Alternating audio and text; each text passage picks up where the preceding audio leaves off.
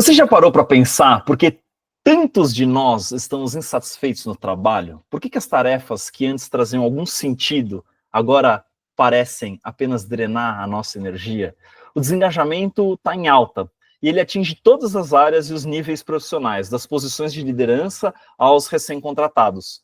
Nesse episódio, a gente vai direto ao ponto. O que está alimentando essa onda de desmotivação? Será que a gente está numa rotina que sufoca o propósito? Ou será que o problema é mais profundo, enraizado na própria cultura organizacional, no ritmo frenético e na falta de reconhecimento? Se você já sentiu que o seu trabalho deveria ser mais do que uma simples fonte de renda para você, ou que as suas metas pessoais e profissionais merecem um olhar mais atento, fica com a gente. A pergunta que nos guia no episódio de hoje é: infelicidade no trabalho. Por que a gente está tão desengajado? Em Gabi, em André, vou fazer aqui as devidas apresentações, mas já vou deixar essa bola pingando aí. Bom, eu sou o Pedro Próquino, eu sou Relações Públicas, tenho mais de 20 anos de experiência em empresas de tecnologia das maiores do mundo aí, e me especializei em campanhas de advocacy, em resolver problemas complexos das organizações, mas fazer coisa boa também. E eu tenho aqui comigo a Gabi Teco, que é uma jornalista, bicho criado em startup, entrevistou centenas de executivos e executivas quando foi a CEO à frente de marcas como o HSM Management e o MIT Sloan. E nem assim ela perdeu as esperanças. É a nossa humana com alma de suricata, o André faz questão que isso seja dito sempre, porque e a Gabi reclama que ele destruiu os suricatos, né, Gabi? Oi, gente, essas apresentações são uma palhaçada. Você não assiste todo o frame aqui do que a gente fica vendo e ouvindo enquanto a gente está explanando. Eles ficam nas telinhas aí fechadas para vocês, mas para a gente é só palhaçada, tá? E sim, falaremos sobre desengajamento, que se não é você, é seu amigo, tá todo mundo sentindo, temos dados para comprovar. Pedro Próquino. E tenho aqui também comigo André Conerro, um biólogo, empreendedor, executivo, mestre, doutorando, coach, amante das ciências sociais. Coach não, ainda não. Ou é também, né, André? A gente precisa falar disso um dia aqui nesse rolê. Mas é um cara com uma experiência incrível que conecta biologia do mundo real com a biologia do mundo corporativo, que eu acho que ele é um pouco surreal às vezes. Muito obrigado, Pedro. É uma descrição de um Power Ranger, praticamente, cara. Eu tô aqui na Alameda dos Anjos, respondendo ao chamado do Zordon aqui. Estou preparado para responder o que precisar. Olha, as referências estão difíceis de acompanhar, entendeu? Olha, cada episódio é uma referência nova, diferente, que eu me sinto um peixe fora d'água.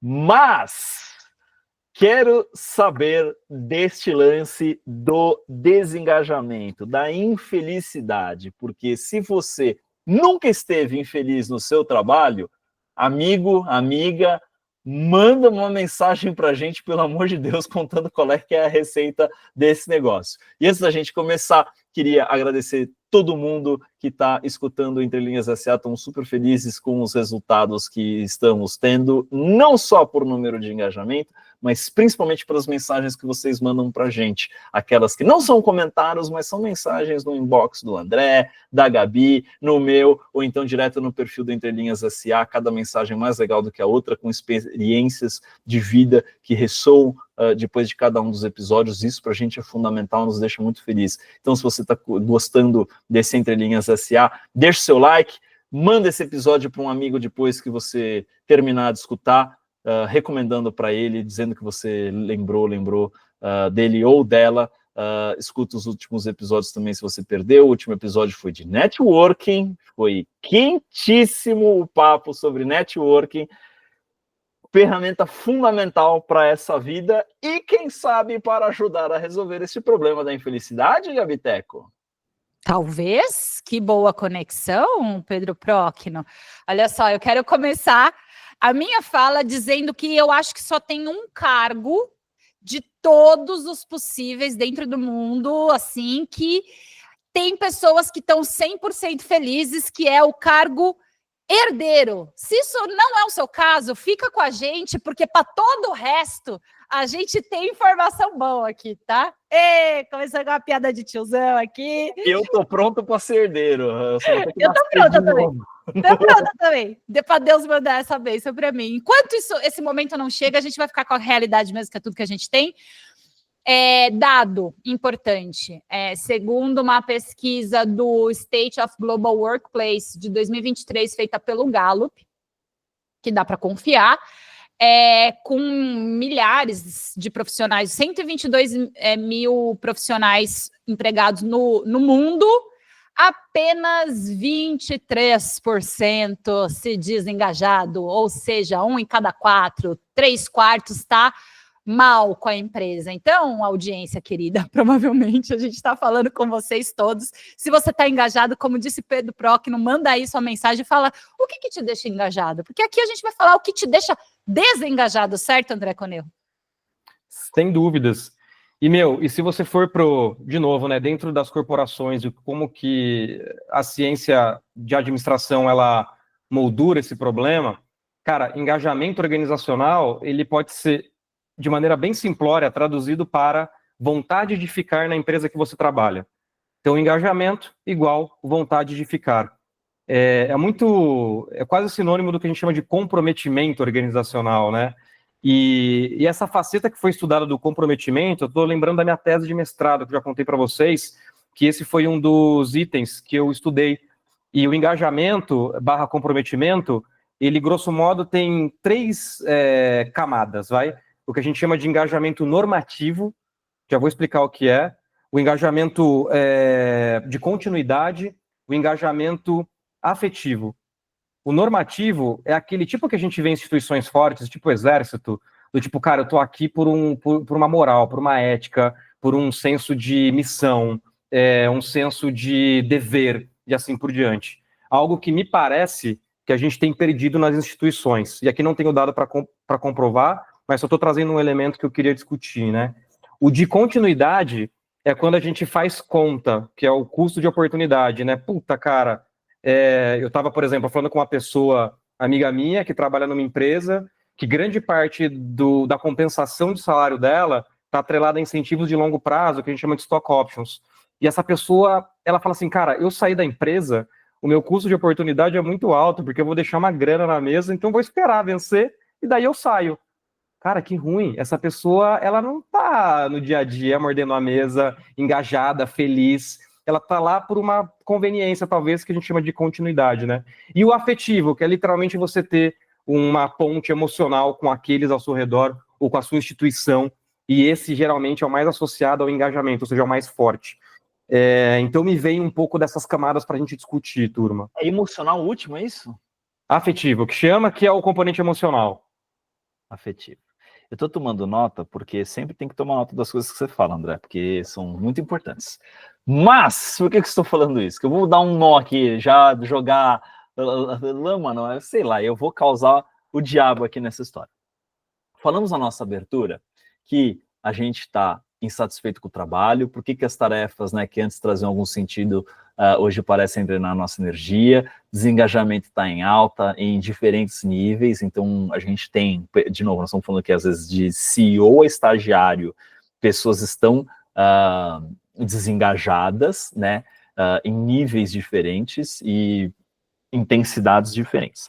Mas para mim fica uma coisa fundamental aqui, que é dados mostram que nunca na história deste planeta a gente teve tantas gerações diferentes ocupando o mercado de trabalho. O que significa que quem está sentado, não necessariamente, né, eu vou assumir aqui que, grosso modo, vamos assumir que pessoas que estão há mais tempo no mercado de trabalho estão mais acima na escala hierárquica. E pessoas que estão há menos tempo no mercado estão em escalas mais abaixo, né? Estão mais abaixo na escala hierárquica. Ao passo que isso não é verdade, 100% de verdade para todo mundo, grosso modo, é isso que acontece. Ou seja, nós temos pessoas de gerações mais antigas, sentadas em cargo de liderança, definindo para onde vão os rumos das empresas, e pessoas de gerações mais jovens, sentados mais abaixo nessa escala hierárquica. Acontece que essas pessoas nasceram em épocas completamente diferentes. As pessoas que estão mais lá em cima não chegaram muito antes do Orkut, né? Se você não sabe o que é Orkut, é este nível de de tempo de jornada que as pessoas têm. O que está tudo bem também, porque tem um histórico diferente. Mas tem contexto econômico, contexto social, contexto global muito diferentes. As pessoas que estão hoje têm também um contexto econômico, social, global muito diferente. E estudos também mostram que essas pessoas mais jovens têm aí uma complexidade de falta de perspectiva de vida, às vezes. Porque custo de moradia está extremamente alto, financiamento, enfim, qualquer coisa, ou seja, colecionar bens palpáveis, materiais, hoje é muito mais difícil do que era há alguns anos e durante algumas gerações. Para começar, mais do que isso, pessoas têm expectativas diferentes com o trabalho. Algumas querem trabalhar muito para acumular riqueza, outras querem trabalhar só o suficiente para ter acesso a experiências interessantes e viagens.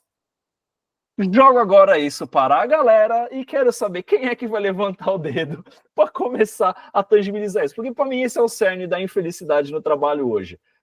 Expectativas completamente desalinhadas. Vocês não estão vendo, mas eu queria poder mudar. Eu vou dar um print dessa tela que André e Gabi saíram correndo da tela aqui. Tem ninguém aparecendo na minha tela aqui nessa história. Mas isso me traz angústia, porque é muito difícil. Fim do dia, ninguém tá certo e ninguém tá errado. É isso, fim do episódio, gente. Muito bom.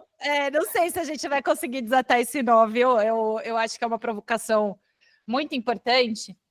Mas se eu fosse eu vou dar tempo por André pensar, porque ele vai ter uma resposta muito melhor que a minha. Proposta, antes de Pode, você começar, claro. para a gente tentar destrinchar durante algum tempo os problemas, que eu acho importante a gente pavimentar os problemas. Por que a gente enfrenta isso? O que está acontecendo no mundo e por que isso daqui é uma treta? Mas principalmente depois, para a gente tentar trazer soluções, ou propostas e perspectivas, que eu acho que é importante. Vai lá, Gabi. Então tá bom. Então eu não vou comentar agora sobre essa questão geracional, só dizer que eu concordo. Eu acho que esse é um fator importantíssimo. Eu vou adicionar, então, uma outra camada de problema, que depois a gente volta tentando desembolar essa coisa toda. A gente já falou isso em episódios passados, que a gente precisa ter consciência e falar sobre como está muito mais complexo viver e navegar a vida hoje em dia. Não é só a vida no trabalho. A quantidade de opção. Antigamente você podia escolher entre ser médico, advogado, né? Que mais engenheiro. Hoje você pode ser nada. Ou não ser nada, ou ir trabalhar na fábrica. Hoje você pode ser designer, sei lá, de sobrancelha de robô. Inventei aqui só para dizer. O André tá indo muito. Enfim, só para dizer que quando o número, a gente entra no paradoxo da escolha, né? Quando o número de opções aumenta demais, o nosso cérebro, a nossa capacidade de processamento, ela se mantém ainda. Então, a gente tem muita dificuldade de lidar com a quantidade de opções. Então, eu acho que, por comparação, o desengajamento vem, porque aí vou adicionar mais um e eu passo a bola, senão não vou desembestar falar aqui. Então, eu falei da complexidade, e aí você traz isso com uma camada de o quanto as redes sociais nos ampliou para a gente a possibilidade da gente se comparar com o outro, porque antes era só com a grama do vizinho mesmo. Agora, se o vizinho mora em Taiwan, você compara também, entendeu? E a vida dele vai parecer sempre mais interessante, sempre mais legal, sempre mais rica. Então, tá difícil viver, gente. Aí é difícil olhar para o seu trabalho e falar, eu tô aqui fazendo um trabalho de merda e aquele ser humano lá tá sendo feliz, só eu não sou feliz. Vai, André, me salva. Gabi, deixa eu fazer algumas observações que pontos legais que você trouxe. Quando você falou aí do paradoxo da escolha, né, que é muito louco, cara, quanto mais escolha, na verdade a gente acha que é mais felicidade, mas tem um ótimo, né, a curva da escolha ela é um invertido, que significa, com pouca escolha você é infeliz, escolha ótima, você maximiza a sua felicidade, muita escolha acaba com a felicidade. Gente, vocês já almoçaram no Coco Bambu? Ó, puta, Coco Bambu, nos patrocinem, a gente adora a comida de vocês, é muito gostoso, de verdade, eu gosto. Mas, cara, é muito grande o seu cardápio. Puta que pariu, é impossível escolher comida no Coco Bambu. Então, eu não levo minha família lá porque eu tenho dificuldade, eu fico ansioso. E essa frente da comparação, Gabi, eu acho que tem sido o grande desafio atual e o que explica muitos fenômenos, inclusive políticos, né? Porque toda hora a gente está elegendo os candidatos que, teoricamente, colocando 1 zilhão de aspas aqui, eles são o anti-establishment e os do contra, né? Ou seja, a gente está sempre contra algo e não a favor de alguma coisa. E na teoria da liderança, quando você vai para o mundo corporativo, a gente esquece disso, né? Que, poxa, quando a gente fala de liderança, geralmente a gente foca naqueles cargos geralmente associados à hierarquia, e de pessoas que, teoricamente, têm uma influência assimétrica em outras pessoas, que são os líderes. Só que, caramba, nessa equação tem 2 outros vértices dessa tríade que são igualmente importantes, os liderados e o contexto. Então, eu ouso dizer, a gente está gravando aqui esse episódio depois da eleição nos Estados Unidos, só para dar um exemplo, não é para politizar, mas, cara, o Trump não foi eleito porque ele é o Trump. O Trump foi eleito porque ele personifica uma sensação, um sentimento, um anseio da maioria de uma nação que viram nele um potencial caminho ante o que estava acontecendo depois, né? E isso me remete, Gabi, puta, uma vez eu fui fazer trabalho voluntário com aquele grupo que eu falei para vocês que eu viajo o mundo inteiro, na África, cara, na Tanzânia, para ser mais exato. E lá, a única informação que essa turma deu pra gente foi o seguinte: olha, pode levar o que for, mas não levem coisas de tecnologia, para as crianças de lá não terem acesso e jogar na cara delas o hiato social que elas vivem. Porque quando você joga nisso, cara, o ser humano, o nosso cérebro, ele foi evoluído nos últimos 300 mil anos, cara, para uma coisa: fazer a gente sobreviver. O nosso cérebro não foi feito para fazer a gente feliz.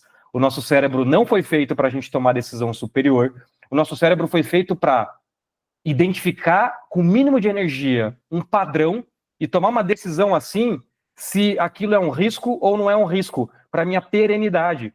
Ou seja, o que eu queria trazer aqui de elemento é que a felicidade é um músculo. Felicidade é um treino.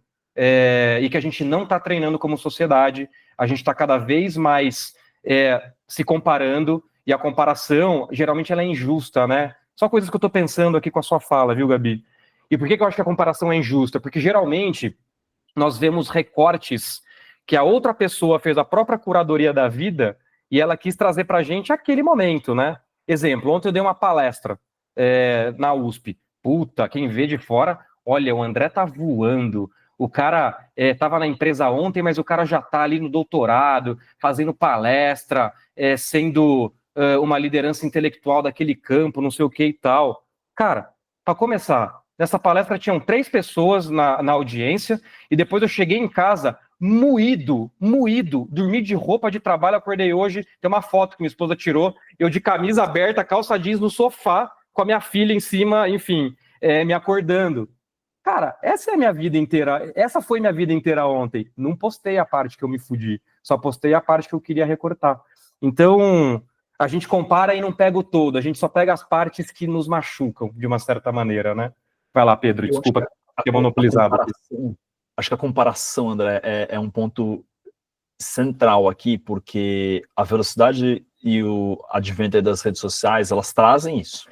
E mais do que isso, a gente também começa a trazer esse comportamento de comparação que a gente faz dentro do ambiente da rede social para o ambiente corporativo, e fazer isso entre pessoas.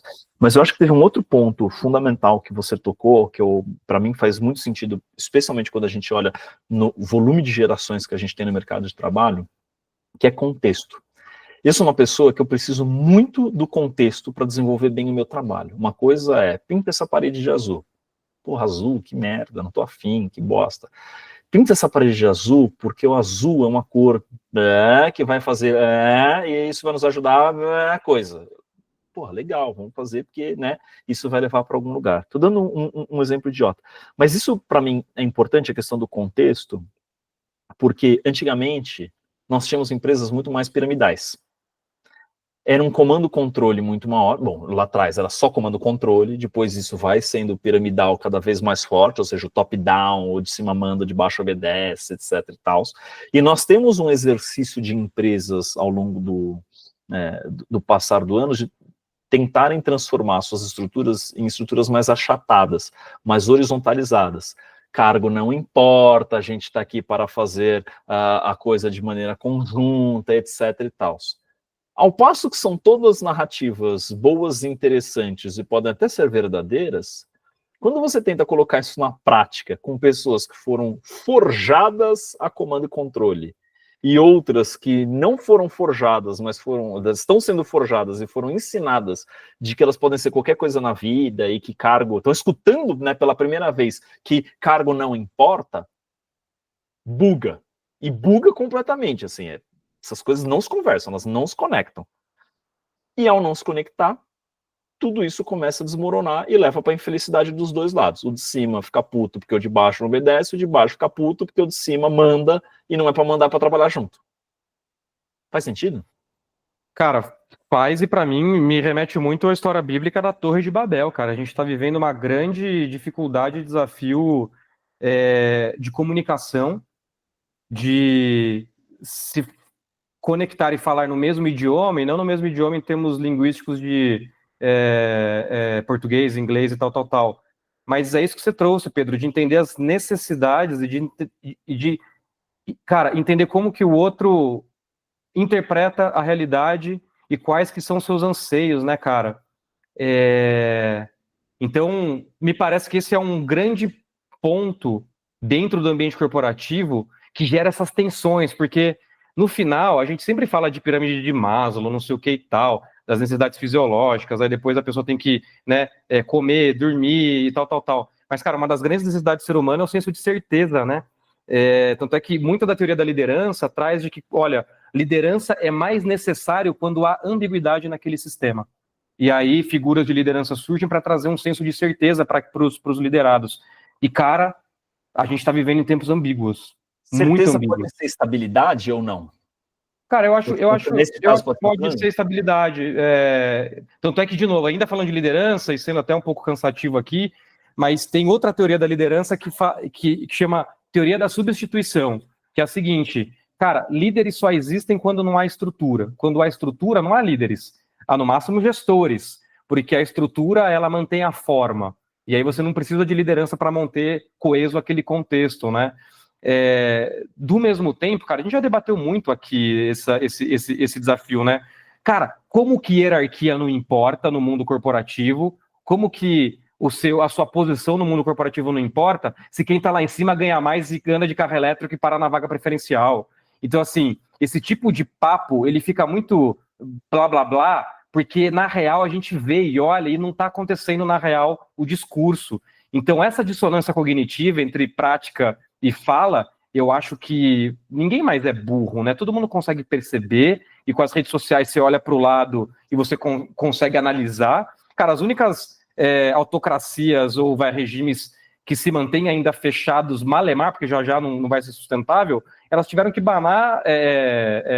banir a internet, para o povo não ter acesso à comparação, para não entender o que está acontecendo lá fora.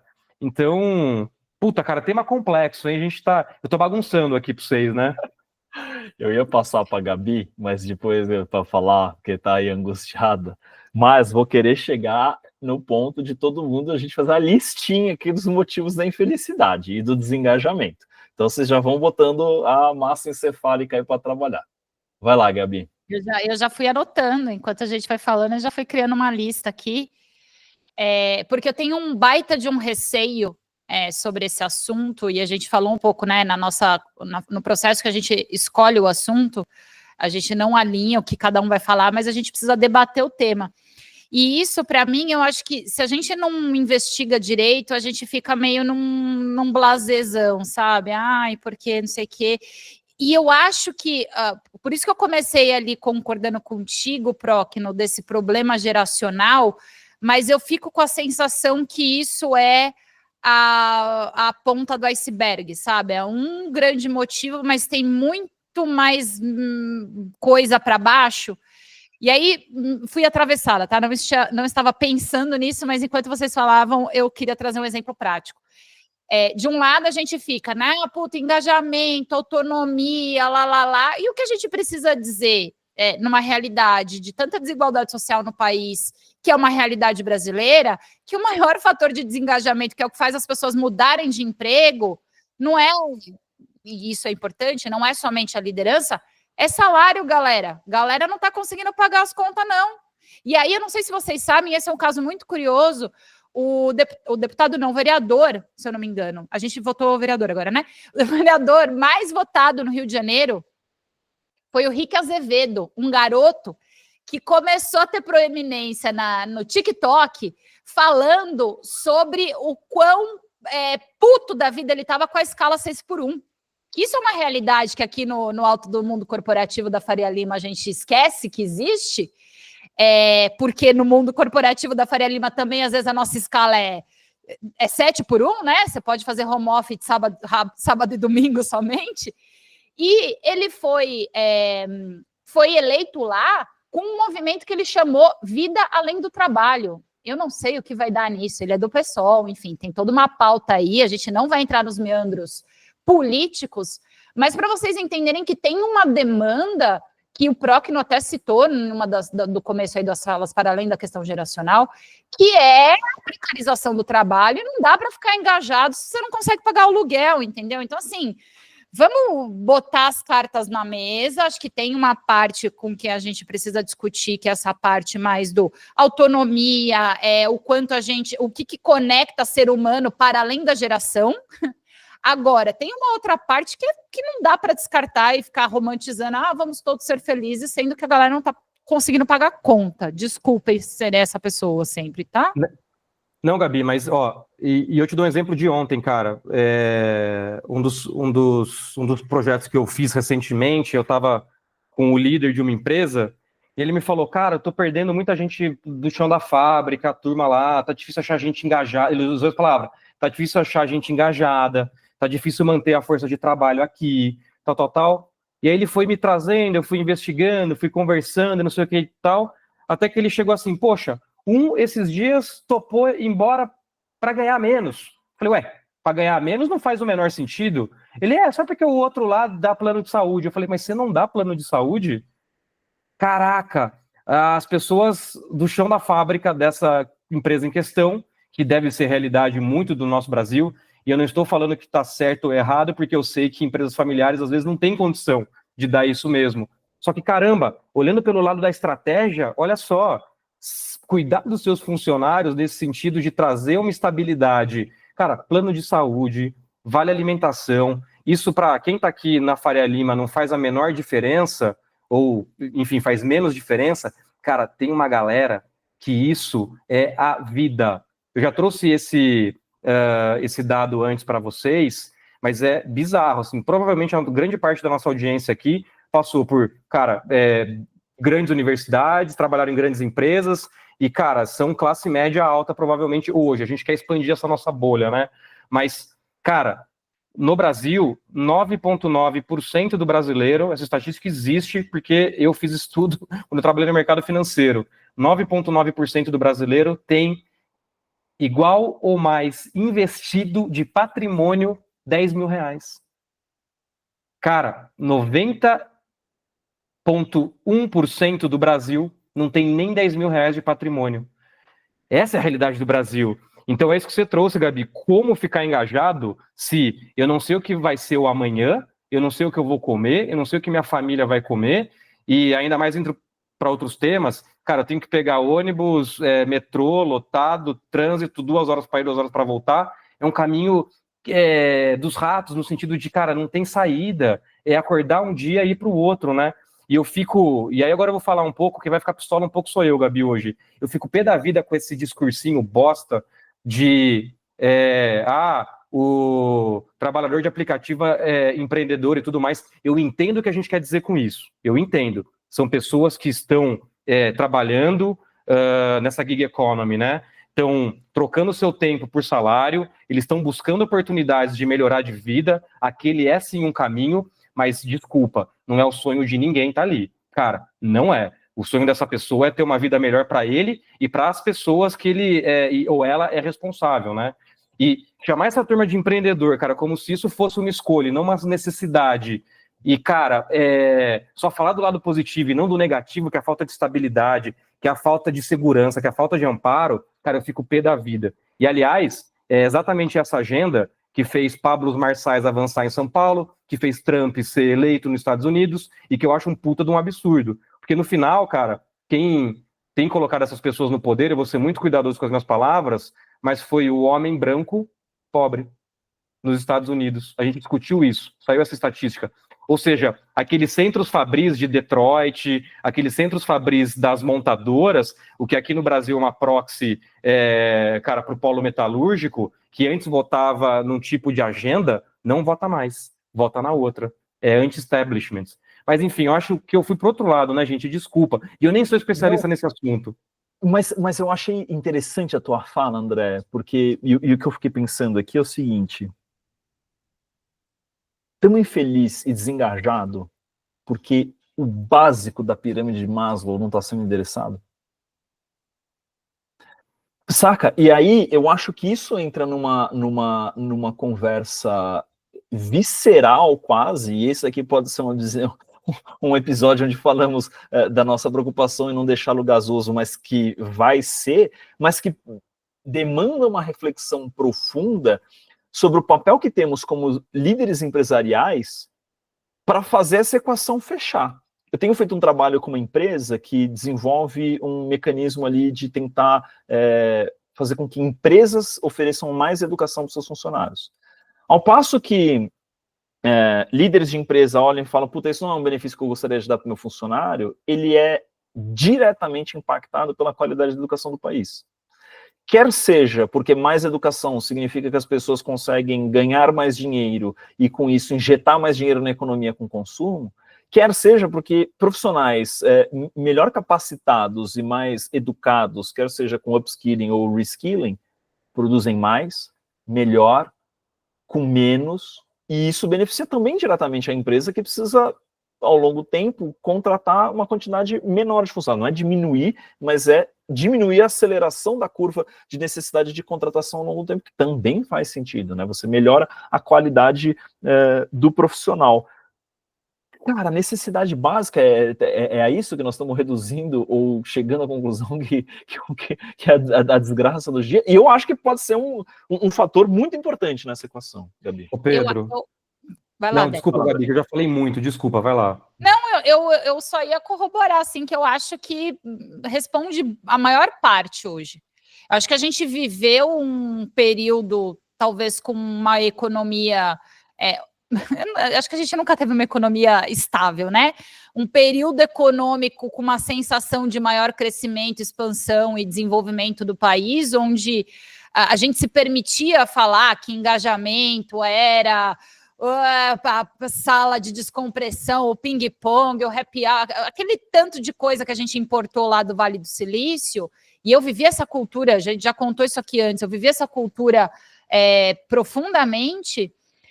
Só que eu acho que tem um aspecto importante quando a gente fala que a questão base da base da pirâmide de Maslow é o que está prejudicando ou trazendo essa sensação de maior infelicidade, maior de desengajamento, que a gente nessa pauta escorrega tão facilmente numa parada nós e eles, do tipo assim, então a culpa é das empresas, das lideranças do sistema, que o capitalismo está ruim, ou ao contrário, né? O problema é do empregado que não quer nada com nada, quer só ganhar. Galera, tem uma má notícia para vocês. Eu adoraria que o mundo fosse simples assim, mas ele não é. E a gente vive cada vez mais, eu ouvi um termo muito interessante esses dias, uma hibridização do mundo, porque os problemas eles são de ordem complexa, e aí, se tem uma coisa que a gente tem hoje em relação a esse tema, é culpado para todo lado, porque a gente tem, sim, muita empresa com menos funcionário ganhando mais, e a gente está vendo, né, fazendo layoff, estamos de olho. Alô, Zuckerberg! A gente está vendo, estamos acompanhando.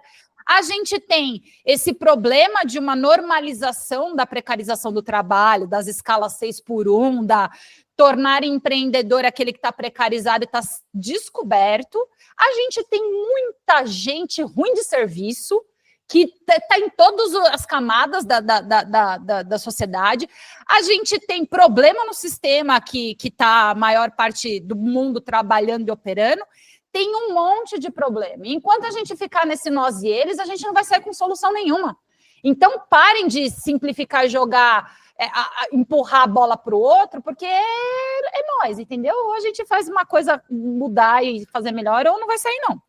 Todo mundo tem responsabilidade nessa história. Acho que essa fala foi perfeita, né? Quer seja para um lado ou para outro, né? Acho que é fundamental. E vou chegar num outro ponto ali daqui a pouco. Fala lá, André. Não, essa fala foi muito boa, Gabi. É Madre Teresa de Calcutá, né? Se todo mundo varrer sua escada e fizer sua cama, cara, não encher o saco do vizinho, a gente já ajuda muito, né? É o famoso muito ajuda quem pouco atrapalha, cada um no seu quadrado. Então, você resumiu bem, Gabi. E, cara, a gente tem que entender mesmo a realidade das coisas, né? As discussões que funcionam na Suécia, na Noruega, cara, não são do Brasil, cara. Desculpa, não são. A gente está num país onde de 212, sei lá, milhões de habitantes, onde metade não tem acesso a água limpa e esgoto, cara. Esse é o nível de hiato social que a gente tem no nosso país, e isso não acontece lá no interior, sei lá, do Tocantins, acontece na periferia de São Paulo, da maior cidade da América Latina, no centro expandido, né? E então a gente tem que contextualizar bastante com isso. E vocês sabem, né? Eu contei para vocês que no meu doutorado eu faço parte de um grupo de pesquisa que é o Laboratório Bridge. E lá, cara, a gente pesquisa um fenômeno na administração de empresas, e vale para o meio público também, que chama ecossistema.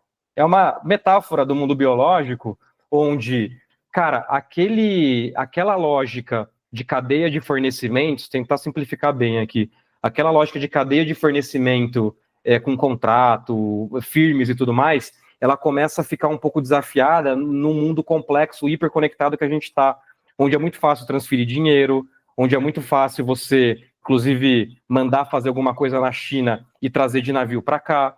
Cara, grande parte das empresas mais valiosas hoje do mundo, exemplo, Nvidia, não tem uma porcaria de uma fábrica. Ela manda os chips, os desenhos, ela é boa em fazer o quê? Desenho e design de chips, GPUs, unidades de processamento gráficas para inteligência artificial, e quem faz são empresas que chama Foundries, que é uma fábrica terceirizada. Tá onde? Taiwan, agora vai abrir uma fábrica no México, a Intel, enfim, eu estou indo por outro caminho, mas é esse mundo que a gente está vivendo, assim, de concentração de capital fodida, e eu entendo esse pequeno empresário que eu falei, que ele literalmente vende o almoço para comprar a janta. Eu entendo esse cara ficar buscando uma agenda de eficiência, como toda empresa, a gente sabe que ela tem que gerar lucro, caixa positivo e se sustentar.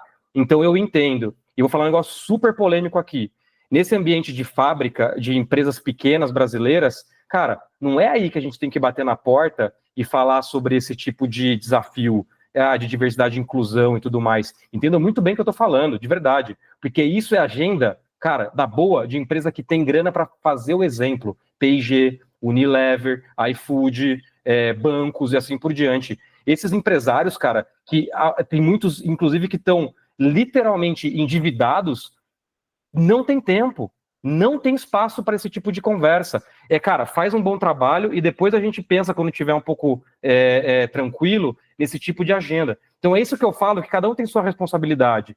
Não estou falando que a gente não tem que tratar as pessoas com respeito e dar oportunidade para todo mundo que bate e tem a competência para. Mas o nível de cobrança, cara, tem que ser outro. Assim. Então, quando eu vejo uma pessoa sendo eleita presidente dos Estados Unidos e fala em corte de, cara, imposto para empresa rica, puta que pariu, cara, assim, desculpa, assim, o palavreado, mas é de fuder pensar que empresas ricas vão pagar menos imposto, dado que é o governo que depois retorna para quem precisa embaixo. Então, enfim, eu acho que tem muitos elementos aqui, a gente tem que cobrar das entidades certas nessa lógica de ecossistema, onde toda a ação desses atores, eles importam no todo, e a gente tem que ter essa clareza, né? E o papo é difícil, cara. Silêncio no tribunal. Se você está nos Pelo vendo, menos- nos assistindo, a gente está fulo, mas pelo menos aqui, se você é, né, funcionário, empreendedor, líder, a gente quer sair com alguma coisa boa, tá? Então fiquem por aí, que falaremos de soluções. E pelo menos ninguém fugiu aqui da tela, igual no começo. Eu queria ter tirado um print daquilo, eu não fui rápido, não sei se... Não, e a merda do meu lado, cara, que não vai dar um corte bom isso aqui, porque se tirar tudo que eu falei no contexto, eu tô fudido. Vocês vão ter que ver só o episódio inteiro, eu não vou fazer um corte isso aí. Eu fiquei com uma coisa na cabeça, voltando para o lance da pirâmide de Maslow, porque eu me interesso muito pelo tema de gerações, né? E eu acho que nessa questão da felicidade ou infelicidade, a questão geracional ela tem um ponto fundamental, porque a gente vai vivendo contextos históricos diferentes que vão nos moldando e a gente começa a carregar bagagens diferentes. Tem uma geração que é fã de Ayrton Senna ainda hoje. Eu sou uma dessas gerações. Cara, eu, quando era moleque, assistia. Moleque, assim, 6, 8 anos, assistia corrida domingo de manhã com meu pai no sofá. Cara, tá uma geração mais nova que não sabe nem quem foi Ayrton Senna, saca? E para gerações mais velhas, isso é um absurdo. Você fala assim, como não sabe quem foi Ayrton Senna? Para algumas gerações, ter um imóvel próprio é questão de sobrevivência nacional. Para outras gerações, olham para isso e falam assim, cara, das duas, uma, eu não preciso ter o bem material, porque nasci em um ambiente de gig economy, e de novo, resguardadas todas as complexidades sociais que a gente tem, né? Vamos pegando grosso modo aqui, principalmente no ambiente corporativo, que é o universo que a gente trata. E falam, vou pegar todo o dinheiro que eu tenho, e ao invés de comprar bens, eu quero ter acesso a experiências hoje. Eu quero poder viajar, eu quero poder ir para a praia na sexta-feira à tarde porque eu não pego daí trânsito. Eu quero, que é diferente da lógica das gerações mais antigas, que é, e cara, quem que era? Teve um professor da USP, que é um cara, um filósofo aí que tem uns vídeos muito engraçados na internet, eu esqueci o nome dele, o Clóvis, que ele fala lá do... ele imita e fala assim, o pessoal da geração baby boomer e da geração silenciosa ali, eu tenho que acordar cedo, porque eu tenho que trabalhar, e aí eu vou me cansar, e aí eu tenho que dormir, porque amanhã eu tenho que acordar cedo, porque eu tenho que trabalhar, e cara, é uma pira, porque é um ciclo vicioso de quase que o ratinho correndo ali na bolinha, para chegar quase que em lugar nenhum. Ou para tentar atingir o nível da aposentadoria, que é, puta, beleza, agora eu tenho um pé de meia que eu consigo passar pela minha aposentadoria. Enquanto outras gerações estão, cara, não sei o que vai ser do mundo daqui 20 anos. Eu vou para balada, eu vou para praia, eu vou viajar, eu vou, sei lá, fazer mochilão o tempo inteiro, porque isso é importante para mim hoje. Então, essas desconexões de importância baseada em experiência de vida e mais do que isso, falamos também da necessidade, às vezes, de perspectiva de, acesso à saúde, acesso à comida, tão básicas, tão desalinhadas que começam a levar a gente para este ambiente de infelicidade por falta de endereçamento desses pontos.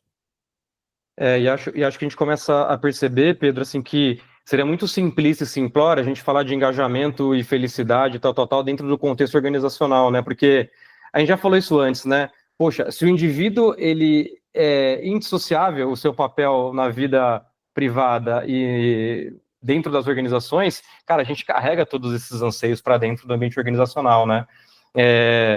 E cara, esse desafio estrutural, eu não sei falar do Recorte Brasil, mas eu li um estudo recente que, cara, essa é a primeira geração que já ganha menos do que a geração anterior, ajustado pela inflação, né? Então, geralmente, na história inteira dos Estados Unidos, cara, os filhos sempre ganharam mais do que os pais na mesma idade. Hoje, é a primeira vez que grande parte dessa geração... Para qual geração? Para qual geração?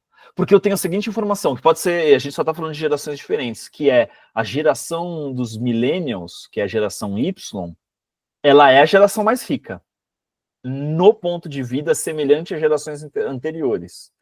Mas eu concordo, porque também pode ser que a geração Z e a Alpha ainda não entrou no mercado de trabalho, mas a geração Z que já está no mercado de trabalho, ela é a geração menos educada, que teve menos qualidade de educação até hoje, o que pode levar para esse ambiente. Sim, mas a gente, depois eu pego esse dado, mas é uma geração que já está ganhando menos na mesma idade do que os pais, então, caramba, pô, na minha idade, caramba, meu pai tinha um apartamento, tinha um carro, 2 filhos em escola particular e tal. Cara, tô longe de ter isso. Aí você começa a comparar com quem seu pai e sua mãe eram no passado, né?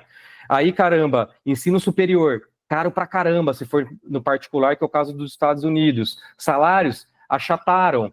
Aposentadoria, a gente sabe que tem um puta desafio de previdência, que essa geração não vai se aposentar.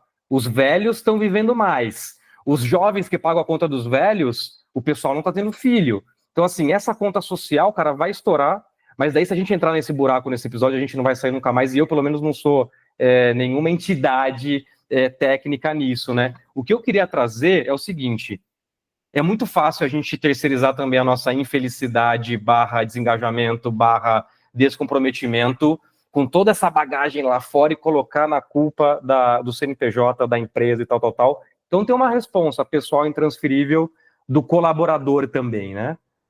Qual é? Porque para mim o colaborador é o elo mais fraco. Logo, eu não posso virar lá na empresa e falar assim: se não me pagar tanto, não vou trabalhar aí. Muito você feio. Pode, mas você não trabalha aí. Mas daí eu não trabalho e não endereço minha necessidade básica? Enquanto vocês falavam, eu estava tentando buscar esse dado, porque eu acho que ele é muito importante. Por que eu acho que a discussão, a narrativa geracional em relação a esse tema, ela é perigosa? Porque o desengajamento, e o dado que eu trouxe, ele está distribuído por todas as gerações.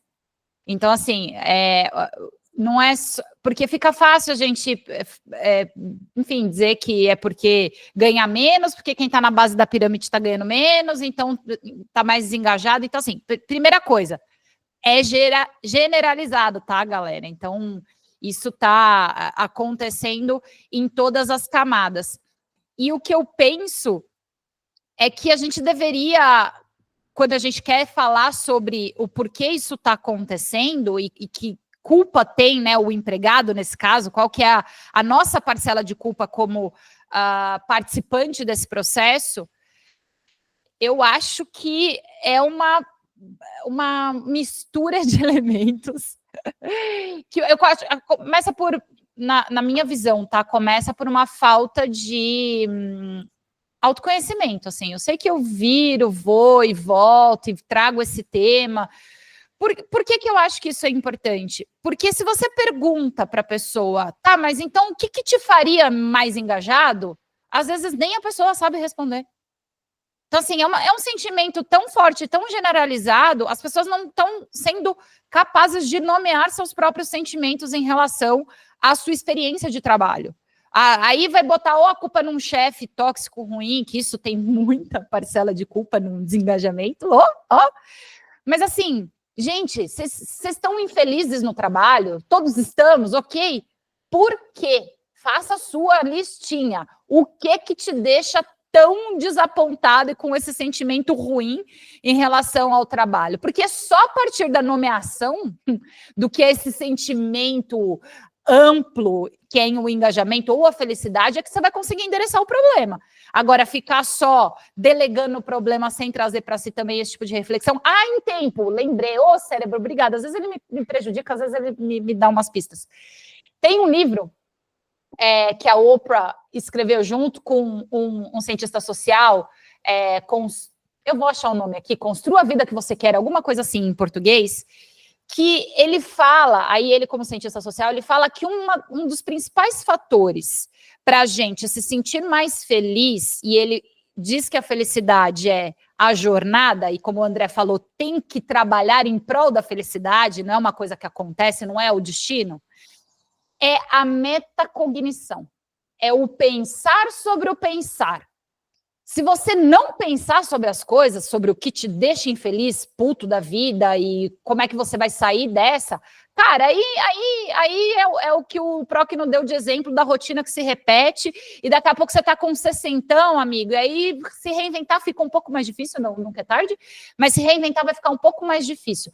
Agora, pensar sobre as coisas, sobre o pensar, sobre o sentimento, sobre o que tá te incomodando, vai te fazer endereçar. Às vezes é falta de educação, tá? Eu quero voltar nesse tema depois, mas vou deixar a bomba aí com você. E o pensar, eu acho que é fundamental, Gabi, que você traz, porque às vezes, de novo, é muito simples a gente colocar a culpa num lugar, ou a gente dizer, eu tô infeliz por causa disso, mas na verdade são outras coisas que estão por trás dessa doideira, né? Psicólogas gostam de dinheiro, pega o Freud aí, vai, coitado, enfim, que é um pouco desse processo reflexivo, porque às vezes putz, eu queria ganhar mais dinheiro, preciso de mais salário, e fim do dia, claro, todo mundo quer, se perguntar para 100% das pessoas, 100% das pessoas vão querer ganhar mais dinheiro, enfim, então todo mundo acha que está ganhando pouco nessa vida, né? Se tiver alguma área que você escuta as pessoas falando que elas ganham bem, você me avisa, porque eu vou mudar de carreira e vou para essa área aí que as pessoas dizem que estão ganhando bem.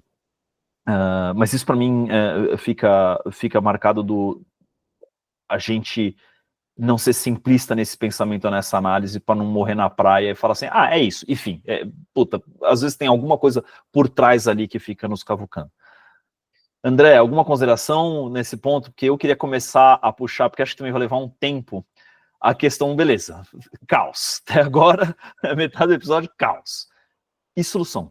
Para onde a gente caminha? Porque eu fui anotando algumas coisas que a gente falou aqui, para puxar.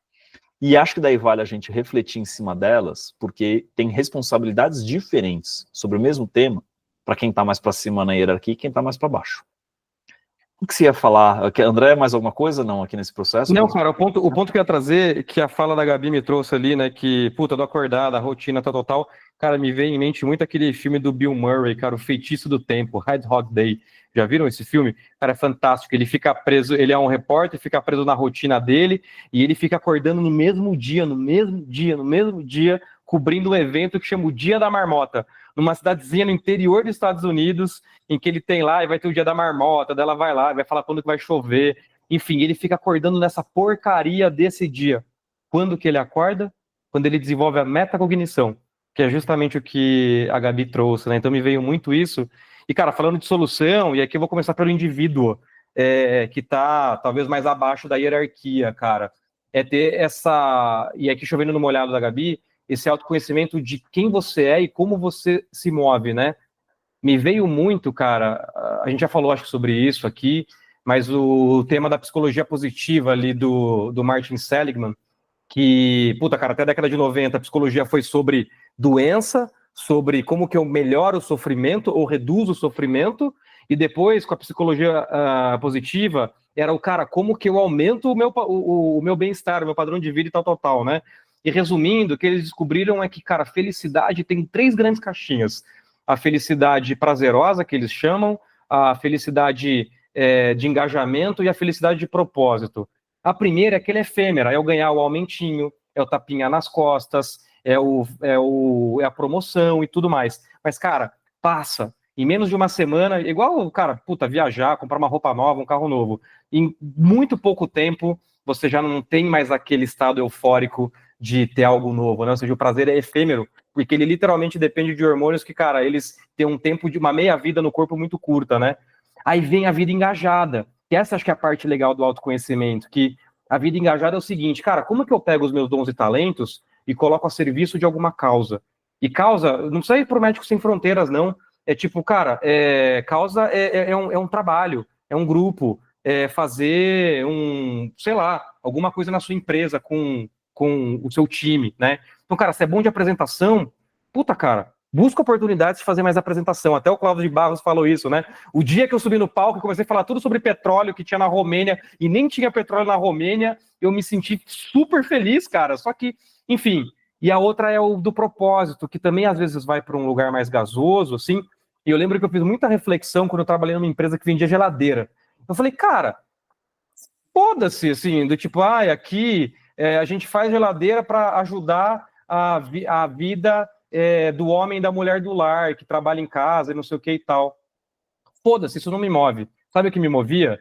Me movia chegar todo dia e falar com a turma que estava próxima a mim e eu ser o melhor líder daquele grupo, cara.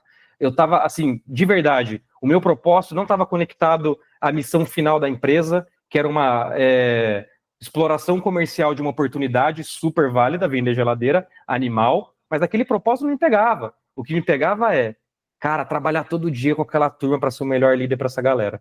Então, acho que essa é a frente do autoconhecimento que é legal a gente pensar, e para mim essa é a responsabilidade individual e intransferível de cada um. Vai, Gabi, Boa, na sua aspira e dá a solução.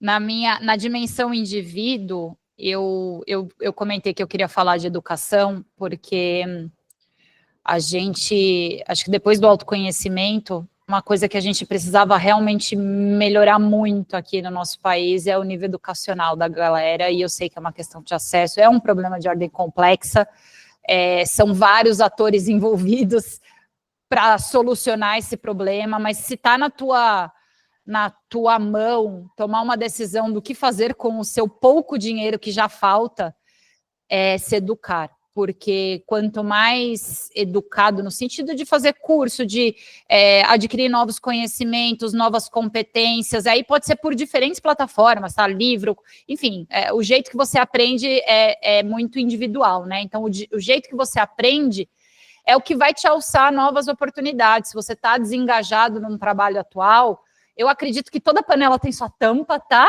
Tem umas frigideiras soltas por aí? Tem. A gente sabe que tem. Mas partindo do princípio que toda panela tem sua tampa, encontrar um trabalho melhor também vai passar pelo nível de preparo que você tem para novas oportunidades, para ir experimentando. Então, só colocar a culpa na empresa e esperar que o sistema mude porque você está infeliz, porra, é um pouco de ingenuidade, né? Eu não estou, de novo, simplificando, esse é um problema de ordem muito complexa, mas se você puder fazer uma parcela, se educar para gerar para você novas oportunidades que possam trazer aquilo que você considera um trabalho significativo. Pois é. Fim do dia, eu ia dizer que até minhas frigideiras tem tampa aqui em casa, tá? Então, porque viu? Não vou o que falar prova meu ponto. Essa vai fritar um frango, voa tudo gordura para tudo, é melhor com uma tampinha, pô. É a melhor coisa. Mas que não tem coifa. Toda cozinha precisa de uma frigideira de borda média. Leiteira é também uma panela e não tem tampa. Vocês não distorçam o conceito, porque tem panela que não tem tampa, tá? Tá Mas vai. Tá bom. E eu concordo com o lance da educação, porque é difícil, tipo, acho que todo mundo aqui passou por diferentes lógicas disso, mas é claro que a educação vai nos fazendo agregar conhecimento novo, claro, e fazendo isso avançar. O problema é que quanto mais educado a gente é, mais a gente fica, e uma hora isso daqui começa a dar também choque ali para cima e parar de funcionar. Mas olhando para o que a gente falou até agora sobre soluções, eu vou pintar esse panorama e a gente fala um pouco sobre ele, porque eu continuo com o sentimento, com a angústia de que o elo mais fraco da cadeia sempre vai ter um pouco menos de capacidade de fazer o sistema mudar. Por quê? Se a gente está falando que a pessoa tem que entregar um bom trabalho, e eu estou entregando um bom trabalho, isso não necessariamente se reflete numa melhor remuneração. E fim do dia, o ônus fica de novo com a pessoa que é o mais fraco, porque aí a solução vai buscar outro lugar melhor para você. E aí, eu tenho que ir atrás, eu tenho que botar energia, eu tenho que fazer isso acontecer, etc. Mas eu acho que tem também um papel, de novo, fundamental aqui de gestores, que é endereçar de forma adequada as necessidades dos seus funcionários, né? Então, eu estou lendo um livro ainda, fatalmente em outros episódios eu já mostrei esse livro para vocês, que eu estou quase no final agora desse livro, falei que eu sou um leitor lerdo, mas que num capítulo ele fala aqui, para fazer grandes coisas, contrate excelentes talentos, entre parênteses, e os pague bem. Porque isso é necessário, né? Pagar bem as pessoas que têm conhecimentos específicos ou necessários ali para o teu dia a dia. Acho, sim, que esta discussão vai recair em dinheiro em grande parte das vezes. Mas quando a gente começa a pensar e refletir mais sobre isso, aí a gente vai começar a encontrar outros pontos ali. Primeiro grande ponto que eu queria trazer aqui para a nossa reflexão e saber se é um caminho de solução é o que a gente falou lá no começo sobre contexto. compartilhar contexto, e tem um modelo de liderança, né, André? Liderança por contexto, etc. e tal. Mas ele é uma forma de engajar pessoas que são mais idealistas ou altruístas, sei lá qual que é a palavra correta, e tentar, de alguma forma, trazer um pouco mais de tangibilização para aquele trabalho que está sendo feito. E, fim do dia, a gente fica mais satisfeito com aquele trabalho que a gente está fazendo. Faz sentido esse primeiro ponto? Para mim, Cara, faz de trabalhar no... Vai lá, Deco, vai lá, vai lá.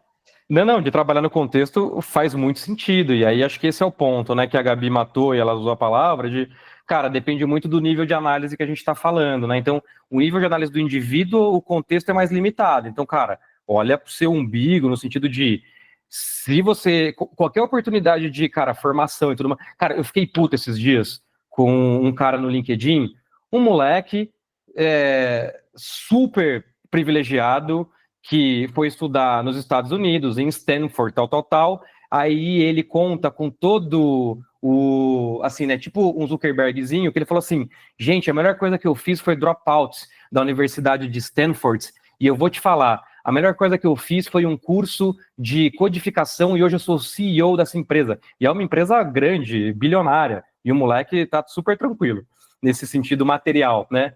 E eu falei, cara, desculpa, eu vou usar o termo, ô seu filho da puta, que desserviço que você tá fazendo pra humanidade, cara. Vamos lá.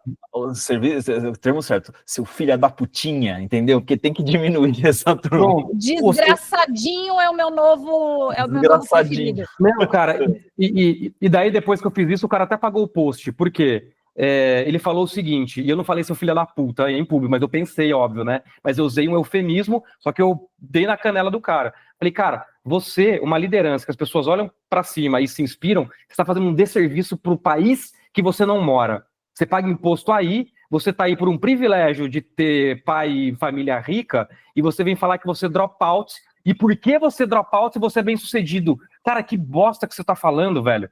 Porque se você pegar qualquer estudo, não é correlacionado, é causa e efeito, é causal. Quanto mais educação você tem formal, maior é o seu nível de renda. E daí as pessoas que são jovens veem esse tipo de postagem de um imbecil que influencia pessoas de maneira assimétrica, porque ele é um bilionário, cara, e isso faz um desserviço pra gente, né? E ele esquece que ele é fruto daqueles que vieram antes.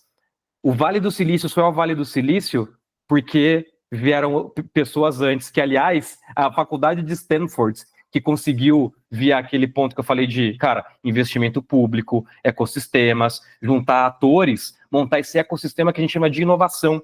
Ele é geográfico, aquele ecossistema. Então, cara, o fato de você drop out de uma Stanford, de você poder escolher drop out e ser bem sucedido ainda, desculpa, não é a regra, é a exceção, e isso não explica o seu sucesso.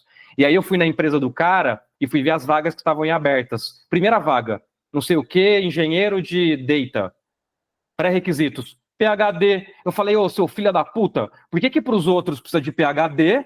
Putinha, desculpa. Por que para os outros precisa de PhD e para você, bonitão, não precisa? Então, assim, a nossa elite, gente, é medíocre também, né?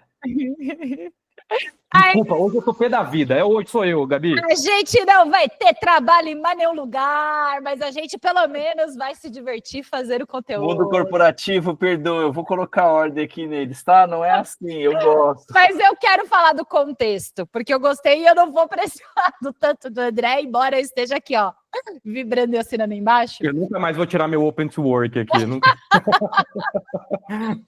O Cocobambu, cara, patrocina o nosso podcast, porque você viu que as nossas chances de empregabilidade vão reduzir a zero, né? Baixas. Olha só, quando a gente estava tratando... Deixa eu tentar fazer essa conexão. A gente falou da questão geracional, e eu falei que eu tinha um certo incômodo, porque o contexto, dado que o contexto é esse, na liderança, o teu papel, o desgraçadinho... como líder, é o seguinte, é entender o contexto de quem trabalha para você, com você, seja você o CEO ou o líder de time. Pô, a demanda do... Ontem eu estava numa palestra e, puta, faz todo sentido, mas eu não tinha parado para pensar, tá? A gente fica falando que a geração Z é muito imediatista e tal, e não sei o quê, que é uma forma de rotular. cara, eles nasceram numa bagaça que é, só para citar um exemplo, tá? Das mudanças climáticas, que tudo aponta que em 2035 não teremos mais podcast, porque não teremos ser vivo na Terra. Você quer pedir para esse indivíduo, né? Estou exagerando aqui, tá, gente? Calma. Você quer pedir para esse indivíduo não ser imediatista? Assim, da dimensão de como a conversa se desconecta? Se você não entende essa... E eu essa ficha começou a cair para mim, porque eu sou millennial, tenho mais dificuldade de entender o que vem dessa próxima geração. A quantidade de comentário que eu recebo em alguns vídeos meus dizendo: moça, porque lá todo mundo é moça, né? Eu acho ótimo. Moça, você acha que a gente está preocupado com isso? Eu não sei nem se eu vou estar vivo amanhã. Aí eu falo, peraí, oi? Como assim? Mas o Procno já trouxe isso na fala dele. De fato, é um contexto diferente, é uma geração diferente. E se você é líder, tem geração Z no seu time, você tem que entender o contexto se você quiser liderá-lo. Ou você não vai ter gente jovem trabalhando para você. Isso é uma opção. Que aí depois a gente entra na pauta de diversidade e fica todo mundo maluco, né? Você quer um monte de igualzinho dentro da sua equipe, aí o negócio complica. Então, liderança por contexto é entender que as pessoas são diferentes, os contextos são diferentes, e se você quer ajudar na liderança a trazer significado para o trabalho das pessoas, você precisa entender o mundo dela. Esse é o seu serviço. So sorry, se não te contaram que o seu serviço não é só bater meta, é liderar as pessoas no contexto e no significado do trabalho individual, eu trouxe essa má notícia aí. Desculpa. Vou puxar o segundo assunto, então. Eu estou pulando um, porque assim como é importante o contexto em que as pessoas vivem e estão inseridas, né, que é aquele segunda a sexta no escritório, sábado e domingo mete um home office, brother, sério, né? Tô sendo irônico aqui, viu, gente? Só para garantir que nós vamos ter a interpretação correta. Mas a segunda coisa, que para mim é fundamental, e eu acho que está faltando no mundo hoje, e eu vejo isso no mundo corporativo, eu vivo isso, e eu fico gerenciando e dedicando parte do meu tempo hoje a tentar endereçar isso, é diálogo. É fazer duas pessoas se conversarem.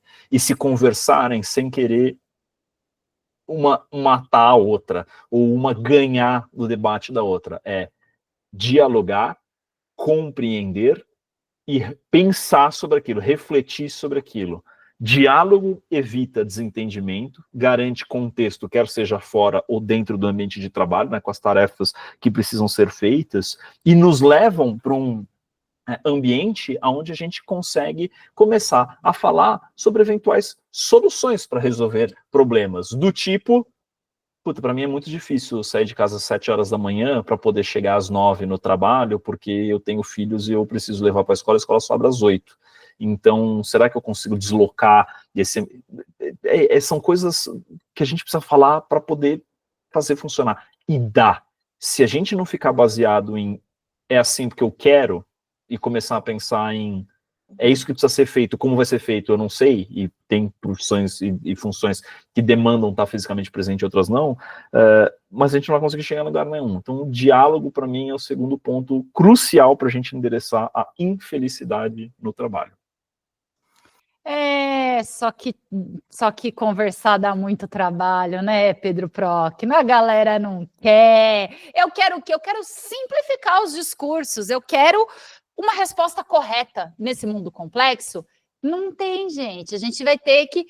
Olha aí, eu sempre reclamei, mãe, esse recado é para você, de ser filha... Ela assiste a gente. De ser filha do meio, mas ser filha do meio me fez uma diplomata, entendeu? Eu não conseguia nada a não ser se eu não tivesse muito diálogo e ouvisse todas as partes interessadas para conseguir construir a minha solução. As pessoas perderam a capacidade de dialogar. E isso é uma prática rudimentar, muito simples, mas que se não for por meio disso, a gente não chega lá. E o problema é que toda a nossa sociedade e a forma também como as redes sociais, os algoritmos foram empurrando a gente para a polarização, se você não está comigo, você está contra mim, as pessoas não estão se encontrando no meio. E aí algumas poucas pessoas que têm esse espírito talvez um pouco mais diplomático, que conseguem navegar nos dois ambientes para tentar trazer uma solução comum, eu acho que tendem a cooperar mais, mas eu percebo elas como minoria. Enfim, a minha tribo, eu não estou conseguindo achar muita gente nessa tribo. E eu não estou falando assim, ai, nossa, mas que ser superior que vocês são, ou, né, me intitulando assim.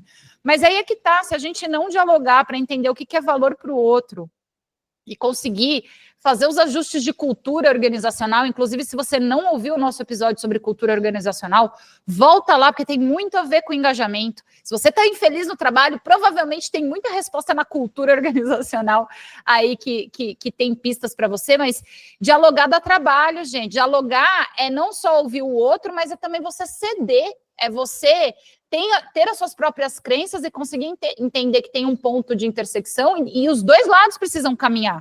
Aí empregador não quer caminhar e empregado não quer caminhar, dá pau, porque aí, enfim, empregado, deixa eu dar uma má notícia, fica ruim para nós, entendeu? Porque aí o poder econômico vence, né? O lado mais fraco arrebenta. E eu não tô aqui, vamos pegar em arma, revolução, não é nada disso que eu tô falando, tá? É diálogo, porque tem solução, só que a gente precisa debater a solução antes de dar as respostas fáceis e certas. E a gente está vivendo um cenário onde a complexidade das relações e das conexões, que veio com a exponencialidade do poder computacional, da internet, do 5G, da redução de latência, o que acontece lá do outro lado do planeta já chega instantaneamente até nós, que nesse tipo de ambiente, cara, não tem resposta certa e não tem resposta errada. Então, de uma certa maneira, também ninguém sabe como resolver o problema que a gente mesmo se enfiou. E só tem um jeito de resolver, que é através de diálogo, tentativa e erro. E outra, a gente se alavancar no que a gente sabe fazer de melhor como ser humano, que é resolver problema. Então, assim, acho que grande parte também vem do ponto de que as mudanças, elas estão acontecendo de maneira rápida e tempestiva. A gente sempre conviveu com mudança, né? Mas, cara, vamos lá, para passar da primeira revolução industrial ali do, sei lá, de quando nós éramos como espécie caçadores e coletores, para a segunda revolução industrial, quando a gente começou a dominar a agricultura, para a terceira, para a quarta agora da digitalização, para a quinta que a gente está seguindo com inteligência artificial, automações, machine learning, metaverso, cara, esse é o desafio que a gente vai enfrentar agora como sociedade. Então a gente tem que dialogar em todos os estratos, né, dessas camadas. E a responsabilidade é pessoal intransferível a depender do papel social que você ocupa, né? E você sabe, Gabi, entrei numa pira aqui na sua fala, que muito do que se... dentro do contexto de organizações, né, quando você fala assim, puta, como que eu crio uma organização que inova? Ah, cara, uma organização que inova, você tem que quebrar os silos, né? A gente já ouviu muito isso. Vamos romper os silos. Só que daí é muito louco. O que começa a acontecer quando você rompe os silos? Que no final é você tem uma tomada de decisão centralizada e você descentraliza para a ponta. Microsilos são formados na ponta. E aí as empresas começam a passar uma puta de uma dificuldade para entender essa bagunça que está acontecendo aqui. Aí a empresa começa a inovar no primeiro período, só que depois vira entropia, ela começa a ter tanta ineficiência que ela centraliza de novo, né? Na minha interpretação, é exatamente o momento que a gente está passando como democracias globais. Centralizando muito de poder e tudo mais, né? Enfim.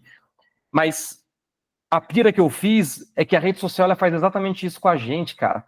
Na descentralização de geração de conteúdo, de acesso a conteúdo e tal, que teoricamente deveria abrir a nossa cabeça, ela fechou.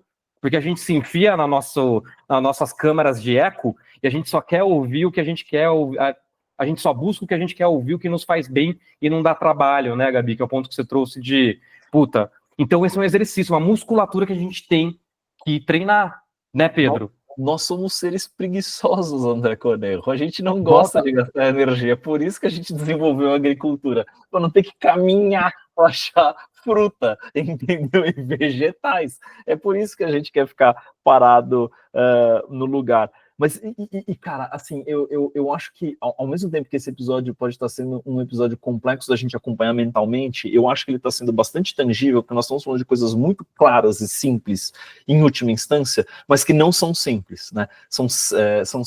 Enfim, é isso. Eu ia falar com simplista, mas não tem nada a ver. Que é, poder ter um papo aberto, e eu garanto que a maior parte das corporações tem como valor esse lance do diálogo, da transparência no diálogo, só é difícil, demanda energia e demanda vontade da gente fazer aquilo acontecer.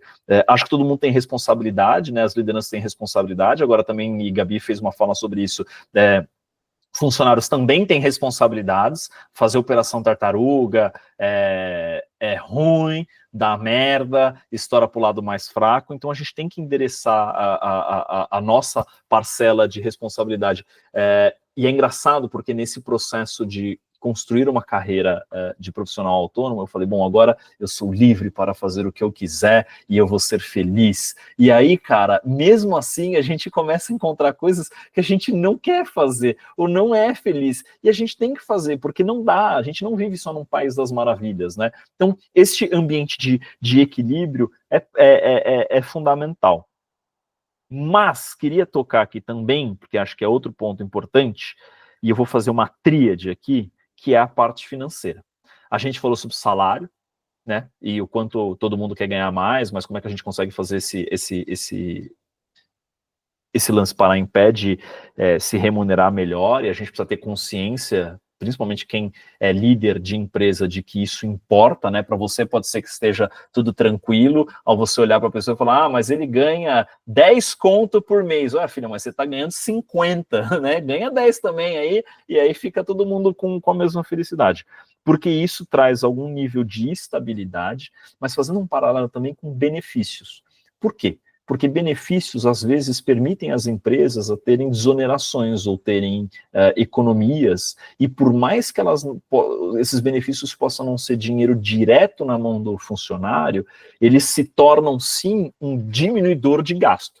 Seguro-saúde, acho que é óbvio, né? O vale-alimentação ajuda. Agora, isso pode chegar até em determinados níveis em empresas, em casos de previdência privada, onde a grana não está caindo na mão do funcionário, mas se bem trabalhado e comunicado, você está falando, cara, isso aqui está sendo feito, claro, com uma equivalência ali da empresa, né, como incentivo, porque daí não entra necessariamente no stock option, mas nós estamos aqui investindo no teu futuro lá na frente, e isso vai te trazer uma estabilidade lá na frente. Isso começa a trabalhar como, puta, o meu amanhã está sendo pensado, endereçado, mesmo sem eu necessariamente querer isso agora. E isso começa a dar uma projeção de longo prazo um pouco maior. Como ressoa esse mundo financeiro para vocês? Alguma solução que diferente? Eu acho que você, quando a gente está falando de ganho real, ou você aumenta a receita ou você reduz custo, né? E a parte boa do benefício é justamente isso, você consegue fazer, por exemplo, se é um benefício educação, se você está oferecendo e o colaborador não está pagando nada, é um dinheiro que ele está deixando de gastar do próprio salário. Então, assim, gente, eu fiquei 2 anos da minha vida numa health tech. Então, se eu entendo de um assunto, é sobre plano de saúde, daria aqui um episódio inteiro. RHs, eu sei que vocês ficam de cabelo em pé com esse assunto, mas eu já vi, e ontem mesmo estive com uma pessoa falando, porra, mas eu preciso muito mudar de emprego, porque a empresa que eu tô não oferece plano de saúde, e ela não era uma pessoa de início, tá? Já estava na média gerência ali, vou dizer, para não revelar muito aqui. Então, os benefícios, eles são muito importantes, e sim um fator de desengajamento, porque eles compõem salário. Mas aí você pode falar, né? Da onde o doidão aqui fala, mas aí nos Estados Unidos não tem nem licença maternidade, é tudo por contrato. Filhão, vai viver lá então. Assim, basicamente é isso que eu tenho para te dizer, porque aqui opera diferente, aqui a gente tem CLT, aqui a gente tem uma série de direitos adquiridos e que essa é a nossa realidade. Eu vou dar um recado agora para o empreendedor. Por quê? Porque eu também já estive aí e sei o quanto é difícil equalizar, principalmente num momento que você está tentando tirar a empresa do zero e passar pelo Vale da Morte ali dos primeiros 5 anos. Cara, se tem um país pronto para te ferrar, empreendedor, esse país é o Brasil, sabemos. Tudo é complexo e tudo é muito caro. Só que assim, vamos falar de como resolver os problemas complexos de um jeito sistemático? Não adianta só você precarizar seu trabalhador, porque daqui a pouco ninguém vai querer trabalhar para você, amigo. Se organize no seu setor, vai discutir taxa, vai discutir políticas públicas. talvez me ajuda aí, vota direito também, porque isso vai te ajudar também como empreendedor, entendeu? Então, quando a gente pega só o pilar financeiro, ele mexe, ele toca em tantos pontos que não dá para dissociar engajamento e finanças, e a gente não está pensando isso de uma forma global, é sempre a bala de prata, né? Agora eu vou resolver, não é difícil. E empreendedor, não me desaponta, sabe? O trabalhador é o elo mais frágil dessa cadeia. Tem tanta coisa para você discutir aí, só que dá trabalho. Então vamos lá, né? Vamos se ajudar todo mundo. Eu tô e não é bombom no Dia da Mulher que resolve essa treta, viu, empreendedor? Ou empresário, ou o que quer que seja. Não é isso que a gente está falando aqui. A coisa precisa ser um pouco mais estruturada. André?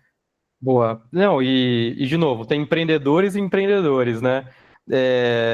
E, cara, se você é uma empresa que tem caixa positivo e pode tomar algumas decisões, dado o privilégio que você já ocupou pelo seu tamanho, e aqui eu estou falando de JBS, Vales dos Rio Doces, Petrobras, tem um componente público nessa, mas aqui eu estou falando de bancos privados, aqui eu estou falando, cara, de grandes empresas Fabris, WEG, Suzano, estou falando das grandes empresas brasileiras que têm grandes famílias ricas por trás, family offices e assim por diante, mesmo as que já abriram capital. Cara, muito da história do empresariado e da agenda competitiva no Brasil foi determinada por lobby no governo para pagar menos imposto. Cara, você está danificando o Brasil. Se o seu modelo de negócios ele para em pé porque você paga menos imposto, cara, a gente tem um puta de um desafio. Eu trabalhei alguns anos na empresa de tabaco, e não estou falando que é um produto que não tem dano à saúde, só que a empresa de tabaco, ela é a empresa que tem o que a gente chama no mercado de maior tax burden, ou seja, a maior taxa de imposto, e parava em pé. Era em torno de 70% a 75% de imposto direto na receita, e a empresa parava em pé. Então, assim, a sua consegue também. Eu estou vendo agora esse movimento da reforma tributária, e eu entendo, tá? Todo mundo correndo atrás ali de Brasília, para, olha só o meu setor, puta, me dá um pouquinho a mais, um pouquinho a menos. Eu não estou falando que isso não é o jogo e que é fácil jogar isso, não estou falando isso. Mas, cara, se a gente está jogando um jogo para olhar só para o meu umbigo, para o meu setor e não para o resto da sociedade, de novo, a gente está indo para uma lógica de sistema, galera. A gente está indo para uma lógica em que, puta, não adianta ter uma pessoa passando fome e você tá bem, porque o sistema está doente, assim. Então, é muito pequeno você olhar para os seus demonstrativos de resultado a cada quarter e achar que você é o executivão bambambam ou o membro de conselho bambambam, porque você está dando mais lucro para sua empresa. Cara, a sua responsabilidade é muito maior do que quem não ocupa o seu lugar. Então, para mim, um pouco do chamado é essa luz de consciência para empresários que ainda não sacaram que, como eles e elas determinam o futuro ético, moral e comportamental de uma nação, o jogo não é sobre lucro, o jogo é sobre algo muito maior que a gente vai deixar para frente. Então, é um discurso meio Greta, né, que odeio aquela menina, puta de uma imbecil, desculpa, mas é um pouco, cara, para a gente ponderar o discurso e a nossa proposta do Entre Linhas também, né? Vai, Gabi, fala da Greta aí. Eu não vou falar, não. Eu vou deixar esse corte aí na conta do André Conejo. A pessoa nem para ajudar, né? Tipo, calma, veja, não é bem assim. Se a AI não fizer esse corte, fazê-lo-ei eu. Que corte que fará. Deixa eu falar uma coisa. Olha só para deixar um pouco mais leve, porque eu acho que a gente vai terminar agora, né, Próquino? Sim. Vocês ficaram sabendo da solução mágica dada por um colega chinês para resolver a infelicidade no trabalho? Não.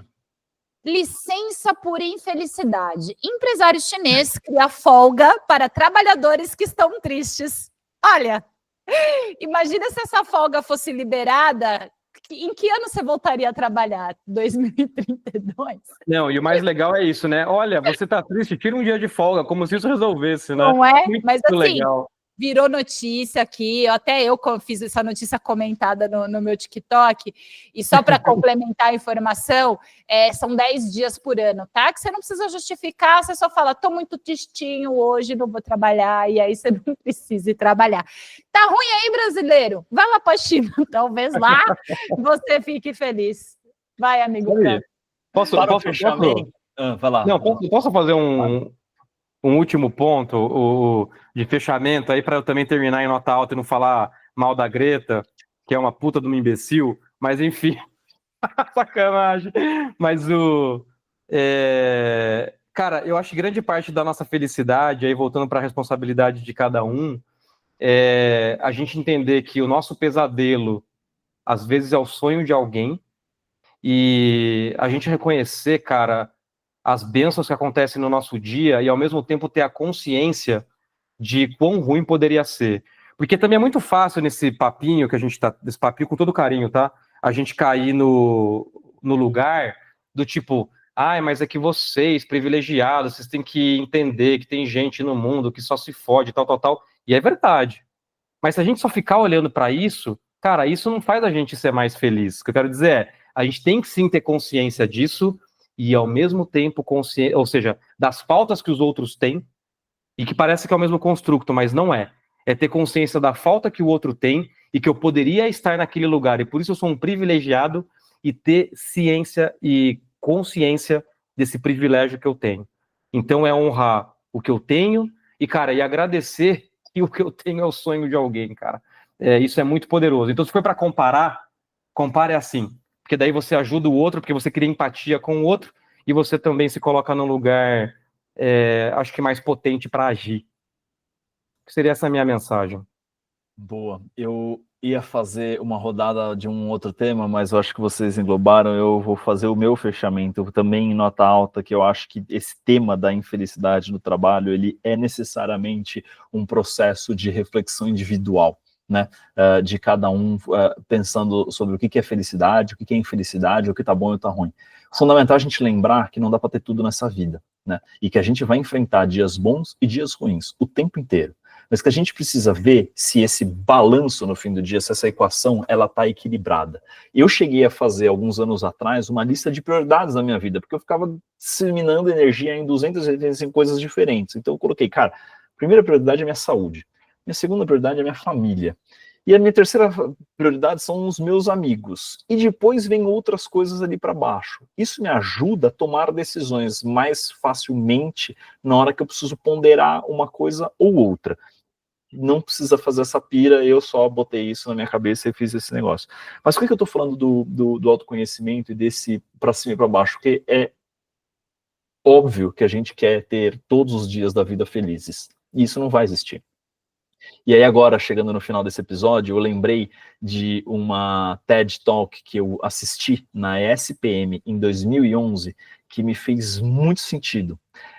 No TEDx ESPM, o palestrante é o Ennio Omaye, com H-O-H-E. Eu achei que você ia falar Golden Circles, Simon Sinek. Não. O Ennio Omaye, ele é um cara que viveu em situações de vida muito boas, de muita abundância, e muito pequenas, ao mesmo tempo, não, na mesma vida, né, obviamente, mas no Brasil em situações diferentes e passando por isso várias vezes ao longo da vida, né? Algumas vezes ao longo da vida. Então, oscilando entre um lugar e outro. E aí ele, em determinado momento da fala, ele fala, se a gente olhar a vida como altos e baixos, a gente ora tá em cima, ora tá embaixo, e isso é uma desgraça, porque a gente quer estar em cima, mas a gente tá embaixo. Agora, se você plotar esse eixo de forma diferente, você vê que a vida te levando para lá e para cá, isso fica mais fácil. Super filosófica, linda essa minha fala, mas eu acho que ela é importante porque ela nos ajuda a trazer um pouco de concretude para esses pensamentos, para a gente avaliar essas coisas e, de novo, traçar objetivos e metas e usar essas ferramentas que a gente falou aí ao longo da última meia hora, de como a gente consegue ir gradativamente endereçando esses pontos no nosso dia a dia de trabalho, quer seja você líder para engajar mais o seu time, quer você seja liderado para reverter, mudar ou adequar o seu índice de felicidade ou infelicidade no trabalho. Excelente, Pedro Procno. Então, para deixar meu recado final, como eu falei aqui de metacognição, se tem uma coisa que esse Entre Linhas SA se propõe, é a gente pensar sobre os assuntos, tentando não simplificá-los para não parecer tudo fácil de fazer amanhã. E a gente vai continuar junto nessa jornada, tá? A gente está falando aqui de desengajamento, que o nível está alto e a gente passeou por esse assunto, mas a cada semana a gente traz um tema diferente e a gente convida você a pensar junto com a gente. Quanto mais você interagir com a gente, mais a gente vai ter também matéria-prima para trabalhar aqui no Entre Linhas SA. Então, se gostou, deixa o like. Se não gostou, fala porque não gostou. A gente vai levar em consideração, porque só tem lover quem tem hater, né? Acho que a gente tá faltando uns haters aí na nossa história. E não estou desengajado. Hoje, com a fala da Greta, o André vai conquistar uns 3 ou 4. Gente, ó, Greta, quem falou foi André Conerro. E a minha sugestão do Simon Sinek foi uma piada interna, tá? Porque a gente vive falando que o André também odeia quem? Simon Sinek. Quem tem um monte de... E odeia muita gente, quem tem coração peludo é o André Conerro. Eu tô de boa. É o nosso labrador. Eu tô de boa com os dois, inclusive. Eu era o labrador até esse episódio, né, gente? Acho que acabei de mudar minha fama e mostrei um lado que vocês não conheciam. Eu achei maravilhoso. Aliás, muito do que a gente conversou, o nosso cérebro humano, ele só funciona quando a gente tem padrões. Cara, eu não consigo ser feliz se eu não fiquei triste. Eu não consigo ir para a esquerda se eu não fui para a direita. Eu não consigo ir para cima se eu não fui para baixo. Adorei a metáfora que você trouxe, viu, Pedro? Ao invés de encarar como picos e vales, encarar como meandros de um rio. Acho que ajuda, esses exercícios mentais, eles ajudam a gente a navegar a vida de maneira mais tranquila, entender que o processo é longo, duradouro. E, gente, na boa, o meu recado final seria, vamos popular a Terra, a gente tem que ter filho, gente, de verdade, assim. Eu tô indo pro meu segundo e a gente precisa popular a Terra. É sério. Porque essa geração, ela é brilhante, ela vai resolver os desafios que a gente não vai conseguir. Então, eu sou esperançoso com o futuro, de verdade. Mas eu acho que a gente está num momento muito esquisito, que a gente vai sair melhor, é óbvio, mas cada um tem que assumir a sua responsa. E vai dar certo. Deixa eu assumir responsa e ir atrás desse negócio. Cara, é assumir responsa, mas por favor, não nos entendam mal, que não é assim, a culpa não está em você. É só que você também tem responsabilidade nesse processo. É só isso. Gente, a gente se vê na semana que vem. Gabi já fez o papel da mendicância digital, mas ele é importante. Mande para a gente mensagens também. A gente adora receber as mensagens diretas que vocês mandam. Gostou desse episódio? Eu acho que alguém precisa fazer essa pira de reflexão que a gente fez aqui. Acho que foi um dos episódios mais mentais, reflexivos que a gente fez até agora. Encaminhe esse episódio para a pessoa que você acha que precisa participar dessa conversa. E a gente se vê na semana que vem em mais um Entre Linhas SA. Tchau. Tchau, Greta. Valeu. Adeus, Simon Sinek.